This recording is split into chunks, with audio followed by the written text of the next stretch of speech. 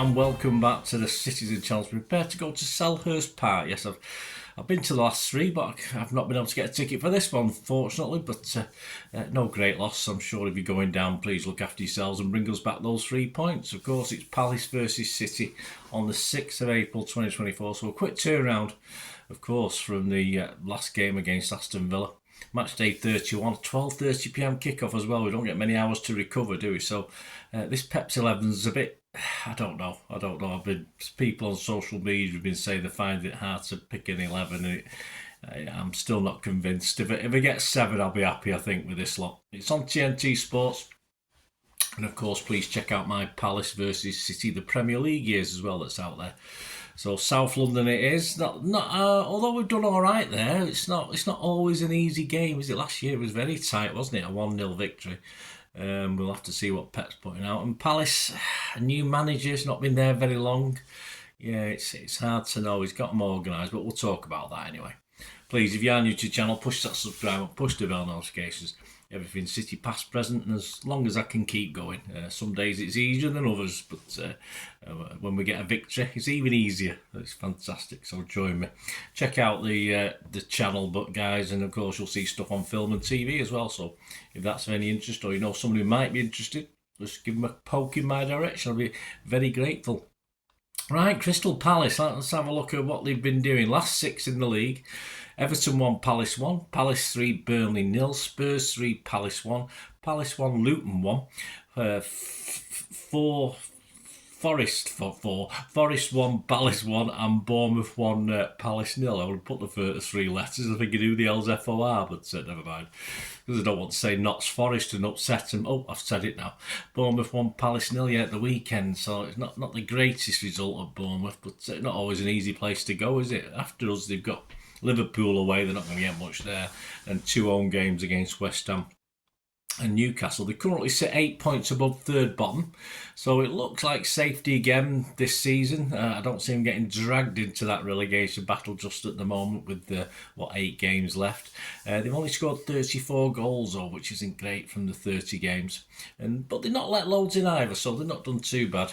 I think they'll hope to get 4 points at least from those 2 home league games after City. They won't get anything at Liverpool. I don't think there's any much chance there. You never know, but I doubt it.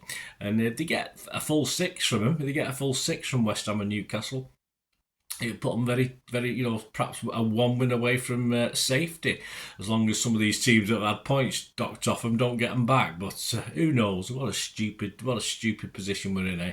Their top men, Mateta's the main guy. 9 goals, 4 assists. Edouard, 7 goals. Easy is 6 goals, 4 assists. Elise, 6 goals, 3 assists. And Ayew is 4 goals, 7 assists. And the new manager, a new name to me. I didn't know too much about him. Oliver Glasner. Been given a pretty big task, is they? And if they survive, which I thoroughly think he will, he looks likely. It'll be interesting to see how he can improve his squad for next season. He's put a few new ideas into the squad and in training, as you'd expect from a new manager. It'd be interesting if he can make any progression up the table for Palace rather than in the bottom half all the time, or the bottom 6 or 7 all the time. His first game was a win over Burnley, and it's possibly to him looking a little bit of a long time ago now, because they've had 2 away defeats to Spurs and Bournemouth since, and draws against Luton and Forest. Glasner's been reasonably happy, I think, with his defence. I think they've been a bit stoic, and he knows there can be improvements, of course. And of course, they need to score a lot more. But at least he remains unbeaten. So, for now, let's hope that record ends. He's gotten well organised. The guys in training have been saying, the players have been training, that he's got a good way of going about things, and they're having to sort of not play out position, but he's willing to try players and get them to play over the positions as well.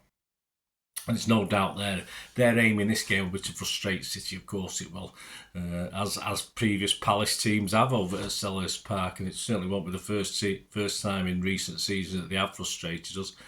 We've got 6 wins and 2 draws in our last 8 visits, so that sounds okay, doesn't it? But as I said, sometimes it's been a bit more of a struggle than those basic figures tell us.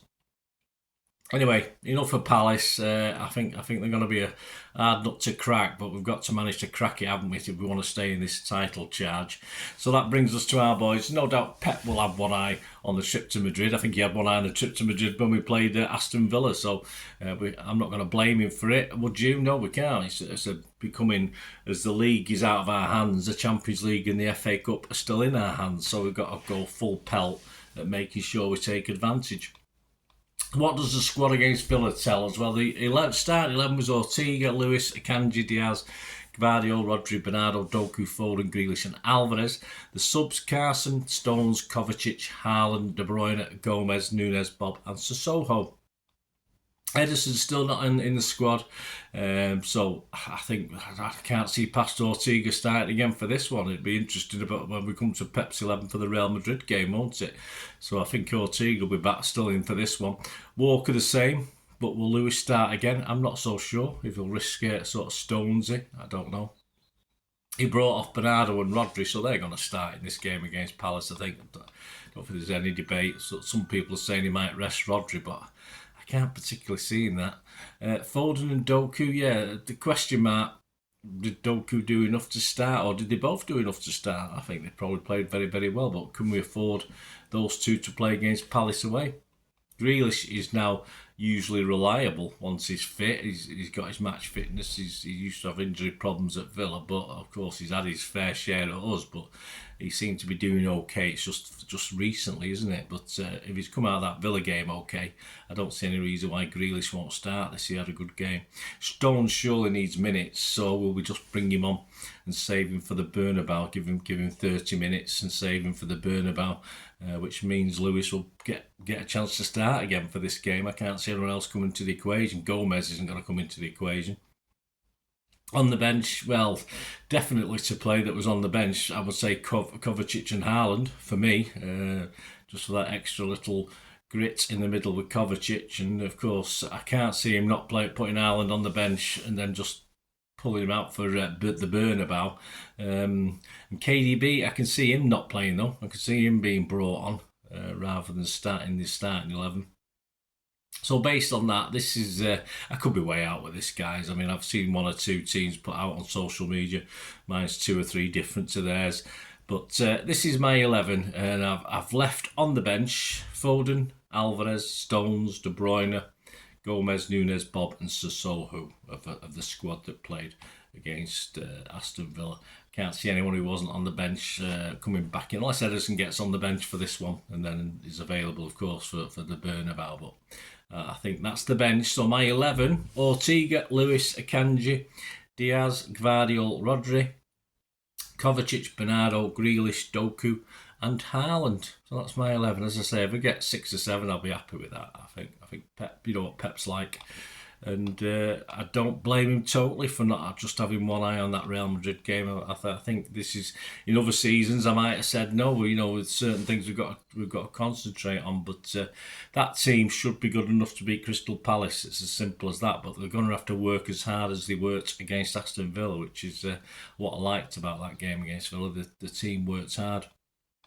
Predictions of nothing of Andy Morrison. I'm just going to go 2-0, which is 6-1. Which is the most popular scoreline.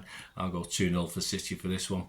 The rest of the odds, of course, as far as winning the league, Liverpool have moved out just a smidgen. They've gone 11-8 available from 5-4, so we can get 11-8 in places. City have eased in slightly. They've gone from 2-1 to 7-4. Arsenal is still 11-4 in a place. Match odds, City are 1-3 on. The draw's 4-1 and a Palace win is 9-1. Other popular scorelines, 1-0 City win is 7-1, a 2-1 City win is 15-2, and a 3-0 City win is 17-2. And we can't even contemplate a Palace win or a draw, can we? So I won't be doing that. Anyway, guys, there you go. Let me know if you're having a little flutter, what you think. Let us know your Pep's 11, guys. See what you think. Do you agree with my little arguments or non-arguments? But it's certainly going to be a very interesting starting 11 come 11:30 in the morning, of course, on Saturday, an hour before kickoff. And please, I should have the player ratings and the story of the game available both on Saturday. Obviously, the player ratings first, followed by the story of the game. Should do. If it doesn't, it'll appear on Sunday, but certainly both should be Saturday. And of course, the Pep's 11 preview show for Madrid will be out on Sunday anyway. So see what 11 we come up with that one. It's got to be our best 11, isn't it? Or best European 11, shall we say? Because there may be one or two differences to the best domestic 11. Because we're played in Europe, eh? That's a possibility. Anyway, there you go, guys. Let me know your thoughts, let me know your comments. Great to hear from you. Till we meet again. And that's one thing, don't I? Please stay safe, Blues. Come on, City. Bye for now.